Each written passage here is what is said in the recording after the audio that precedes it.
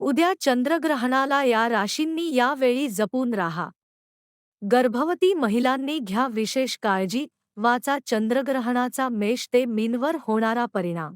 चंद्रग्रहण effects on झोडियाक signs. 3 March 2026 रोजी लागणारे वर्षातील पहिले चंद्रग्रहण भारतात ते संपत असताना, म्हणजेच मोक्ष काळात दिसणार आहे.